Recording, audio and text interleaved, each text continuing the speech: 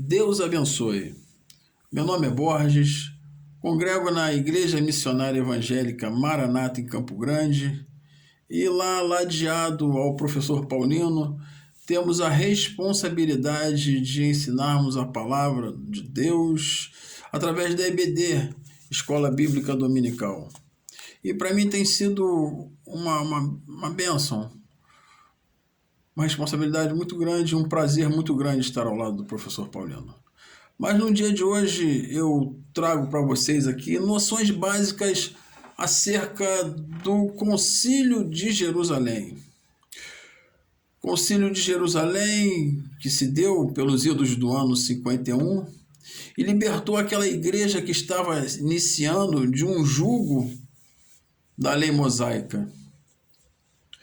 Concílio que é nada mais senão a reunião eclesiástica com o intuito de normatizar regras de fé. Só a título de conhecimento, a Igreja Romana ela abraçou essa instituição concílio e promove seu primeiro concílio no ano 325.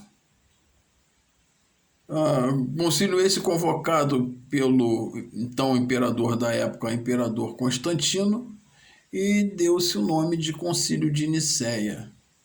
Mas como para nós o importante hoje é o Concílio de Jerusalém, vamos a ele. Atos dos Apóstolos, capítulo 15, versos de 1 a 29. Diz a Bíblia que Barnabé e Paulo, ao retornarem a Antioquia, da sua primeira viagem missionária local, do qual inclusive haviam partido para sua viagem, eles se depararam com uma situação, se depararam com um problema.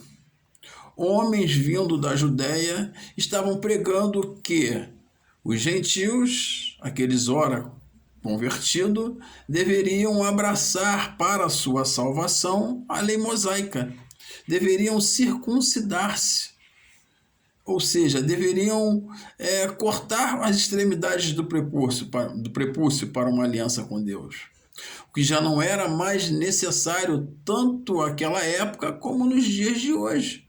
Por quê? Porque Deus é a suficiência da nossa salvação.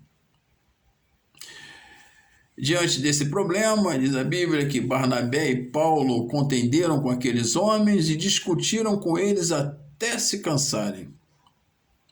E qual foi a posição da igreja nessa situação? A igreja pega Barnabé e pega Paulo, assim como alguns outros homens, e os envia até Jerusalém, local onde estavam os apóstolos e alguns líderes da igreja.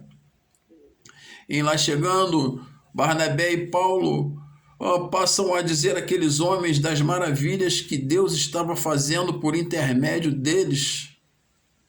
Quando em dado momento, eles passam a ouvir exatamente aquilo que eles tinham ouvido em Antioquia. Fariseus, antigos fariseus, hoje convertidos, passam a dizer que os gentios precisariam para sua salvação da circuncisão, de abraçar a lei mosaica. Diante desse imbróglio, foi-se instituído uma reunião, uma assembleia, o Concílio de Jerusalém. E nessa assembleia falaram Pedro, Barnabé, Paulo e por último Tiago, que inclusive faz menção à profecia do profeta Amós, no seu livro, capítulo 9, versos 11 e 12. E o que ficou instituído, o que ficou determinado, o que ficou acordado nessa reunião? Ficou acordado que a partir daquele momento, os novos convertidos, gentios, só precisariam abster-se dos animais sacrificados a ídolos, dos animais estrangulados sem sangrar, do sangue e da fornicação. Até porque seria um peso para eles muito grande abraçarem a lei mosaica, peso esse que nem eles e nem seus próprios pais poderiam suportar. E também porque já não haveria mais essa necessidade, porque assim como dissemos, Cristo é a suficiência da nossa salvação. Bom, essa é uma pequena explanação, um pequeno apanhado do Concílio de Jerusalém. Mas, e qual a aplicação que nós podemos fazer para os dias de hoje? Versículo 28 do capítulo 15 do livro de Atos dos Apóstolos diz que aqueles homens chegaram a uma conclusão naquela assembleia, naquele concílio. E chegaram à conclusão de que a decisão que tomaram foi pautado no que parecia bom ao Espírito Santo e a eles, e não ao contrário.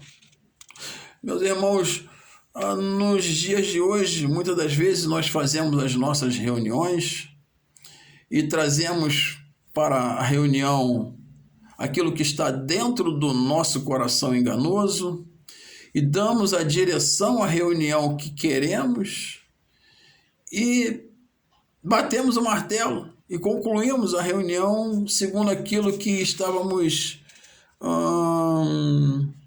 propensos no início. E somente depois nós vamos orar ao Espírito Santo, orar a Deus para que nos fortaleça para fazermos aquilo que estávamos querendo. Aqueles homens, eles agiram de forma diferente. Eles tinham a dependência de Deus nas decisões para a igreja. A circuncisão os faria cumprir somente parte da lei. E isso iria em conflito justamente com o que a Bíblia ela nos orienta e afirma, especialmente lá em Tiago 2,10, que diz que se nós cumprirmos somente parte da lei, de nada adianta. Uma outra aplicação que podemos trazer para os dias de hoje está no versículo 26, onde diz, ao dizerem que elegeram homens que têm arriscado a vida pelo nome de nosso Senhor Jesus Cristo, o Concílio de Jerusalém deixou bem claro quem poderia falar em nome da Igreja do Senhor. Só os capazes de dar a própria vida podem falar em nome da Igreja do Senhor. Por quê? Porque estes não negam princípios bíblicos. As decisões acerca dos problemas da igreja, elas têm que estar pautadas em princípios bíblicos.